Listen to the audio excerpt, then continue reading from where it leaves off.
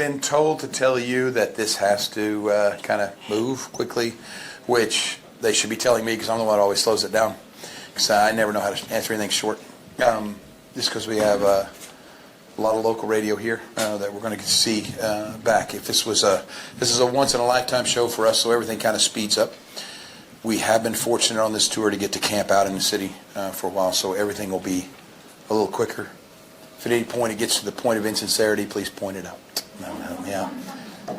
Welcome back. How you feeling? Good? Good. You ready to go to work again? Good. We missed you. So this place is gorgeous. It's gorgeous. Miss Yearwood knows that I love architecture. That's what I do. It's my joy, it's my passion, it's my pastime. If I could ever put pencil to paper and draw a stadium, this is what it'd look like. It's so intimate. I got to walk the entire stadium.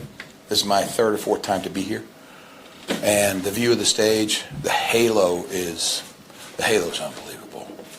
And the only thing that I'll suggest before I get out of here is the halo needs kind of like a slimming effect on it. That's all it needs.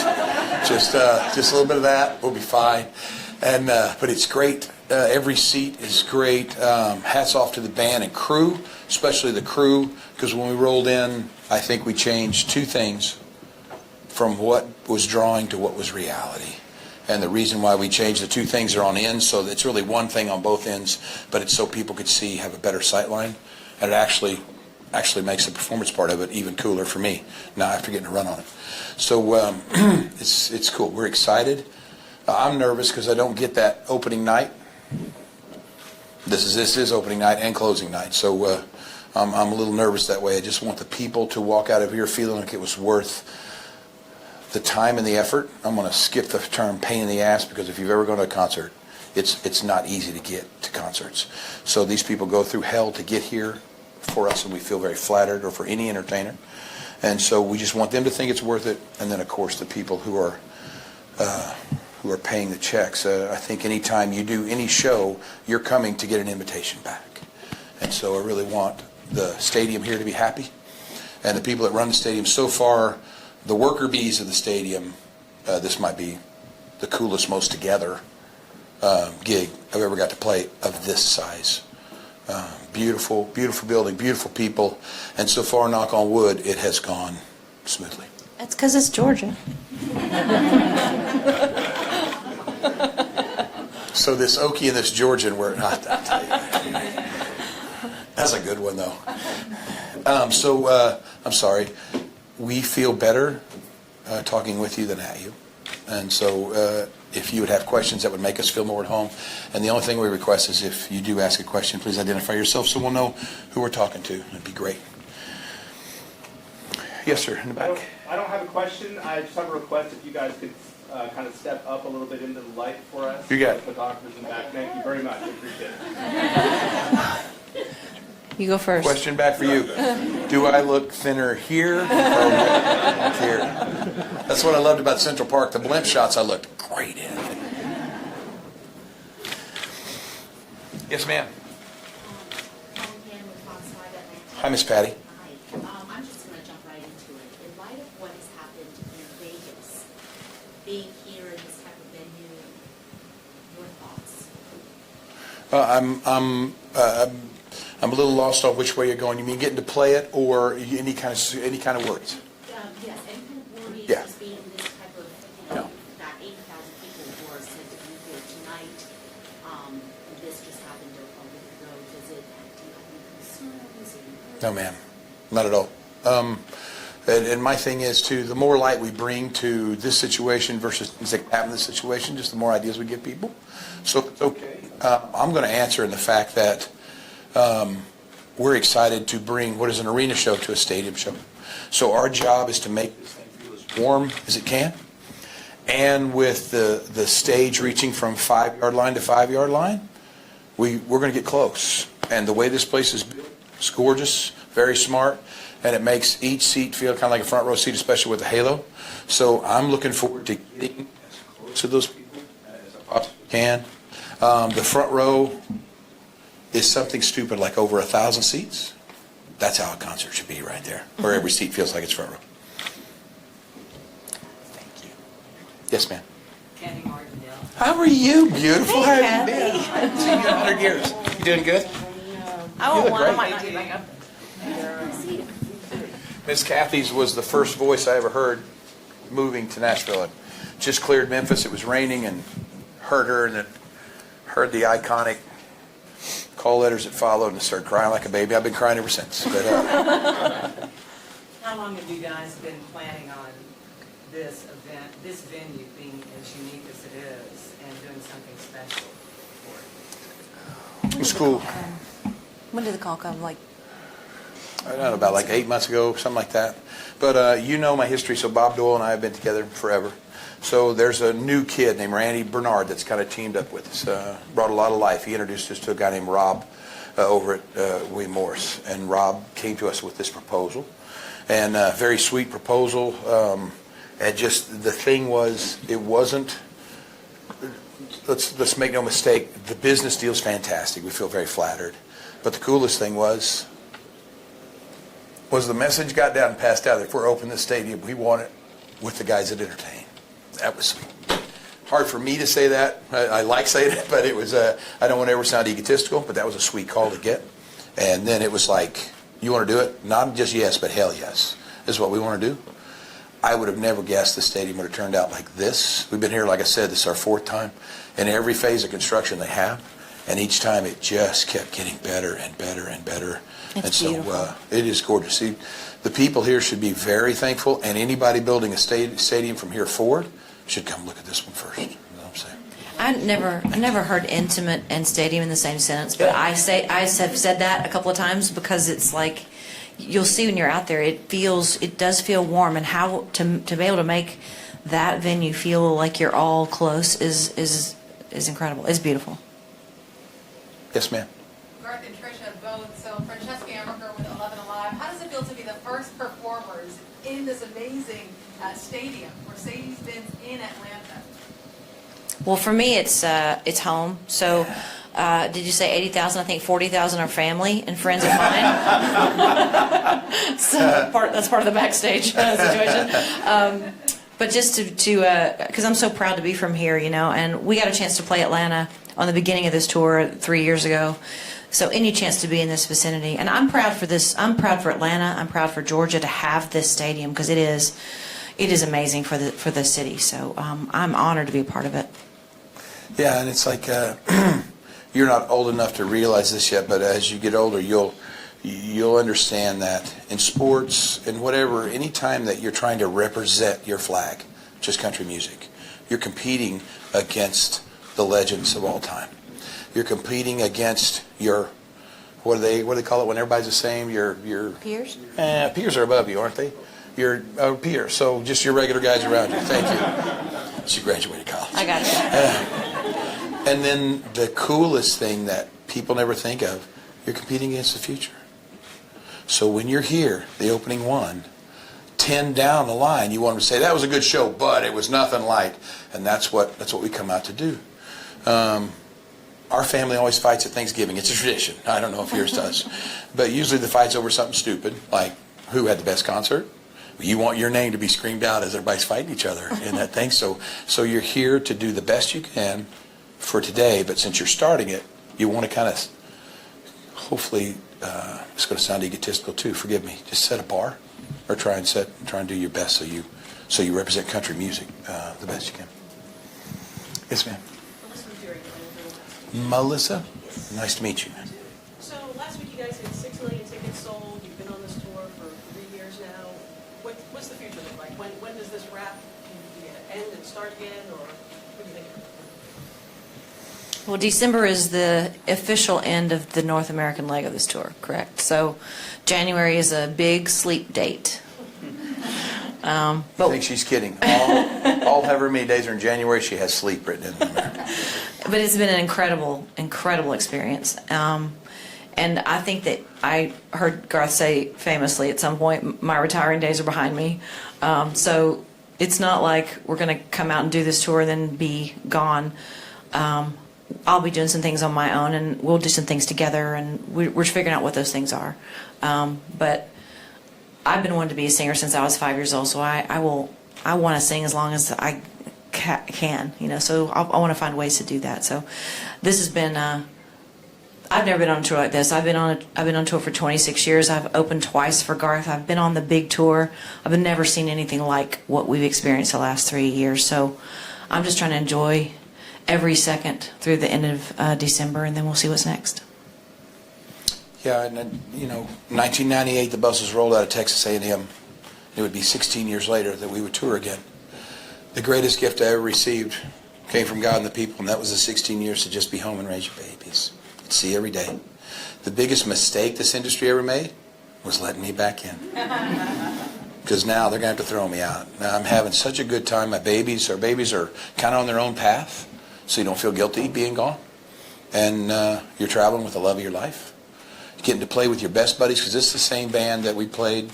Trying to think, we opened the tour here in '96, the world tour here in '96, and it's the same band, same crew. So love these cats, and the music seems to have made the leap of time. That's somebody else's call of their mind, but right now on tour it seems to happen.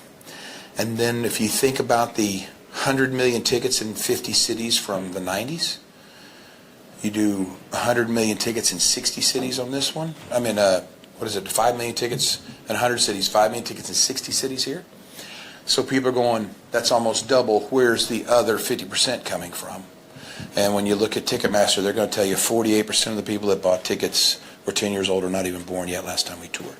So you're seeing the faces you hoped you'd see again with this whole new generation of people. And when you put all that together, who wants to stop doing that? You know, I'm having the time of my life.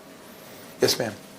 You see a land, we're in the heart of the country, right in the middle of the rural area. What is your name, ma'am? Kathy Nicholson. Hi, Miss Kathy. And we would like to know what your heart is for the folks in Las Vegas, the folks who are suffering right now. And country is marked with this unbelievable suffering. What is your and Trisha's heart for them? I think our heart is with the resilience of do you get to see the best of humanity in the worst of times? I mean, I think this is a testament to how people really are, and when things can be incredibly terrible, you get a chance to remember that there's a lot of good, and we need to remember that there's a lot of good. Hell yeah. Amen. I think in any times of darkness, the one thing you're missing is light. I mean, it's just obvious. And I think anybody that watched Vegas and kept up with it, as hard as it was, you had to be proud of how it was handled. You know, there's a guy named Paul Goldsmith. He's one of our teammates in this foundation. And he talks to these kids. And this kid's a stud, man. He's an all-star. And he sits to these little 5-year-old kids, and he's looking at him, and he makes this speech. I've repeated the speech to all these kids as many as I can. Paul goes, if I go 4 for 4 at the plate, it does not define me. If I go 0 for 4 at the plate that day, it does not define me. But how I handle the result, that defines me. You saw how they handled the result. And I got to tell you, God forbid if that happened anywhere else, I would pray that the city that it happened in worked as well as Vegas did. Because I don't think you get better in a bad situation than they did. So.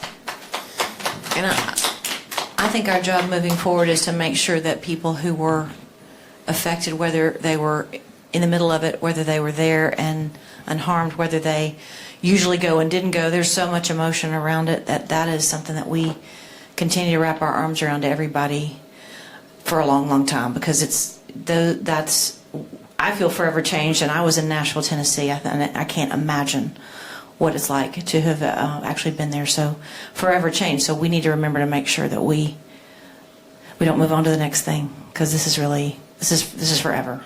Yeah, we will always play for Vegas. We always will. And there is a young lady in this room that was in that crowd. She's back working for the first time, and I can bet you 10 to 1, all she's wanting is just to hear that first song. Just let that music kind of fill you up. Then the second song, and you get back to where your heart starts smiling again, because I truly believe music is a healer, and I believe that's our job. Yes, sir. David, Corey, I'm the program director. Hey, David. WKLP. How you doing? Great to be here. Thank you. How does it feel to have one of the biggest songs in the country right now? Let's add on how late in the career that is. That's because people always ask you with stuff like this in awards, does it get old for you? And it's like, people, you've got it totally backward. The older you get, the more rare it gets. So the fact that radio has invested in the music, where I'll take this question is to the writer, a kid named Mitch Rossell, wrote it by himself. He's a young kid. He's like 10. You know, everyone looks 10 now. So he's a young kid. Moved to town, probably slept in his car, doesn't have a dime, but believed that music could make a difference, and this is his song. Lucky to get to find it. But then I got to also tell you, man, the crew that is around that song right now, from Mandy to Leslie to everybody, these guys believe in the song. That's big. And that's what music's all about. There are going to be songs that work their way to #1 in your system that aren't worth a shit. We all know that. We've all heard them. There's going to be songs that don't go to #1 in the radio system that were maybe some of the greatest songs ever. Time is going to line them up. Time is a friend to all things good. So my only hope is that in 20 years, ask me how I know, sits right along the Thunder Rolls, right along that summer. And if that does it, then I'm a lucky guy to have them that far across. I can't thank country radio for giving me the chance again, because I'm the last guy that's a bro country guy or the alternative. I'm the last guy that's young. I'm the last guy that's thin and good looking. It's sweet that they're doing this, but I really hope the reason they're doing it is because they believe in the music and the song. Yes, sir. Hey, Brian Axelson, WKX. Hey, Brian. Georgia. So how does it feel to have singer, entertainer of the year, and now author behind your name with the anthology? Hey, it feels pretty good. You know, I live with a 3-time New York Times best-selling author. So, you know. I wrote it. I'm just kidding. No, I didn't really. Yeah. I thought I'd bring that up before you did. It's fun. Writing the anthology was fun. My favorite thing, Warren Zanes was the guy that interviewed everybody else. My favorite thing was, and again, man, you don't know this either because you're not my age. As you get older, you start to wonder, do I remember these stories right? And what I loved about the anthology was the other guys told the story exactly the same way. But you're only talking 7 people in that whole 5 first records. You know, it's only 7 players, the same one, same studio, same producer, same engineer. So this was a pretty close-knit thing. Behind doors, the cameras were not allowed. So this is the first time it's kind of out. I think the whole thing with the anthology that I'm loving is I think artists wait too long. I think they're dead before a lot of them release their anthologies. And I wanted really to enjoy this. So this is the first part of a 5-part. We're going to get the first 5 years to establish it, the first 5 records, and then we'll probably either go to the live one next or look at that period of the retirement process and those things that happened in the last 5 years of the 90s and maybe the first 10 years of this new one before the comeback happened. But thank you for asking about it. It's very sweet. Jimmy, hey, how are you doing, brother? I didn't see you there. You doing good? I'll ask a question since you're good at us. How do you remember all this stuff? Are you like an elephant that never forgets? Yes. Or, Yeah. Have you forgotten a lot of this stuff and then remembered it when you got into the sound of the outtakes and things like that? Can I just answer that one for you, please? Just you can just take it if you want to later. But he remembers every detail. I mean, as an artist, I think it's incredible for this anthology to be able to recall like what he was wearing that day in the studio, who was there. He remembers details like you can't believe. As a wife, it's not so great because he does remember every single detail, and he'll go, "Well, you actually said," and he's right usually. So yeah, I'm not that girl. Like I don't remember things like you do. So it's uncanny, and I think it's cool because people who read the anthology will really, it's like you're there because you're getting every single detail. I mean, it's really cool for me because I was there and I'm like, yes, I remember that all happened. Well, you were there from start to finish. Last time I worked for a living, Jimmy, I was 23. I was roofing houses. That's the last time I worked for a living. So I'm one of those lucky guys that's got to eat what he loves every day, and you don't forget that. There's nothing you're trying to forget. Well, you still can't be still, by the way. No, I can't. I'm so sorry. Yes, I am. Around the green room, you always pace. You're a patient. Yeah, I am. I just love to move. I just love to. I love to see things happening. It's nice. Yes, ma'am. Angie Ward, 9494. Hi, Miss Angie. So you said you've been to town 4 times, Uh-huh. or seen the bands 4 times. Have the things that they have implemented for your show tonight, are those things that they needed to know moving forward for other shows, or is this just Garth? No, I don't think we had any input in the construction of the thing. In fact, they told us where they would like the stage, and we went from there. Most concerts you're going to see a traditional in stage, but the way they had this set up, I truly think it's the suites are why, because there's so many suites around here and they're in great level seats, and they've done them very wise. There's other stadiums, no offense, that put the suites on the floor, but all you're going to see is the back of people's heads. Well, every suite here on the floor also has a seat assigned to it above it. Brilliant. So you get all the amenities of the suite for the suite holders at the same time. The suite gets it's a great ticket and a great seat. So these guys have thought this out tremendously. I'm going to get the number wrong, but I thought they had visited something like over 24 structures all over the world to pick the best from each one to put this one together. So there's a lot of time in this, a lot of thought. And then if you go past that, the layers of how this affected the neighborhood around it, the job opportunities that became, the work programs that were launched, hats off to these people, man. They did it right. So just knowing that coming into this building makes you feel a little better. It feels like you're all going downhill, and makes you feel like, okay, this show's going to be nothing but fun, and the people here are going to be nothing but people that just love music. Yes, sir. I know we're in Atlanta. Yes, sir. Atlanta, but I'm going to ask you a national question. Okay. Both of you are Opry members. Yes, Next sir. week, we're going to be welcoming a new member to the Opry. Both of you know who we're talking about. Yes, sir. He performed at your show at the Ascent back in October. Just your thoughts on Chris Young becoming the newest member of the Opry? Sweetest guy ever. I'm sure you've interviewed him. He's just wonderful and worships this guy. I didn't know. I didn't know until you told me. Perfect choice. I know, really perfect choice. For us, I want to speak for myself then. As an Opry member, you have these goals in your career, and being a member of the Grand Ole Opry is so important. It was to me because I'm not a traditional country artist, really. I mean, you might say that now, but back in '91, you wouldn't have said that necessarily. But the people who've come before me are important to me, and I grew up on that music, and it's important that the Opry members, I think, you don't have to sing exactly the same kind of music, that Tammy Wynette sang, but you have to know it, and you have to have an appreciation for what came before. I think that's what's important to the Opry, and for them to ask you to be a part. So for Chris to be asked means he gets it, and I think he has his own style, his own thing, but I think he has a real love and appreciation for what came before, and that's what it's all about. I'm so happy for him. Me too. I'm happy for the Opry too, because you're only as good as the people that are on the bus, and to find the new people that are sweet and polite. I mean, this kid's the most polite kid on the planet, but again, very educated in not just what the Opry stands for, but the people who are the lifeblood of that Opry. You betcha. I'll tell you a really quick story. If you remember Hal Durham, the gentleman that picked people, Bob Doyle, I don't know if he's in this one, me and Bob was in there, and Hal brought us in, and we had not been picked for the Opry. Now, we were outselling everybody on the planet, so this will tell you why the Opry doesn't care about charts. He comes and he goes, I'm going to start this conversation by saying this conversation is about 1.5 years late, and I apologize. Me and Bob look at each other. He says, we didn't ask you because we thought you had a drug problem. Sweet as it could be. And I mean, I thank God for his modesty. I said, can I ask you why you thought I have a drug problem? He goes, the way you act. The pacing around, you've seen you on stage, everyone thought you had a drug problem. So I looked at him, I said, fair enough. He said, would you like? I said, yes, I'd love it.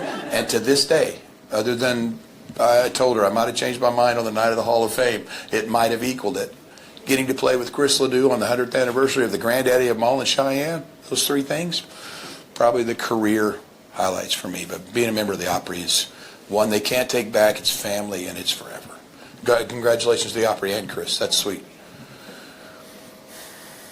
That's a good marriage. Yes, ma'am. I know y'all used to play games in your downtime. You played hockey with the boys.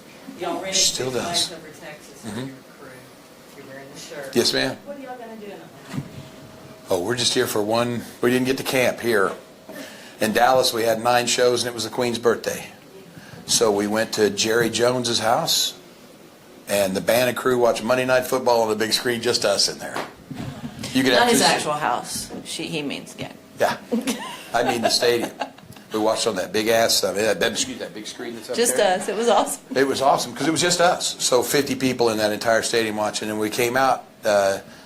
Six Flags is right next door, and someone said, "Hey, look, man, Six Flags is all lit up." And I go, I wonder what that is, and drove right over there for her birthday. They were all waiting for her. She got to ride every roller, just run straight to roller coaster to roller coaster to roller coaster. We were the only ones in the park, and just maybe one of the It's really fun. sweetest memories I've ever had with her. It's good, but up here, eat. That's the main thing. That's always the first thing is eat. So varsity, of course. So we've already hit them. And if anybody would like to volunteer to meet and greet some of my family, you're welcome to. I love them all. Yes, ma'am. Gail Thompson. Hi, Gail. How are you? Good, thank you. I'm curious, from when you started, very in the beginning of your career until now, did you ever envision or conceptualize where you are? No. Did you? No. You wanted to be Cher, so yeah. Well, yeah, I'm still working on it. But yeah, I mean, I knew at 5 that I wanted to sing, and I saw myself on stage singing. But there's just that was it, you know. It's just, and I that for me meant singing might be at the Holiday Inn 5 nights a week, you know. But it might be so for me. It's just been incredible, and there have been things in my career that I've gotten to do that I never would have had on the list. So absolutely not. Yeah, I think there's a lot of things. For one, let's just go with Central Park. The day before that, I didn't think that was going to happen.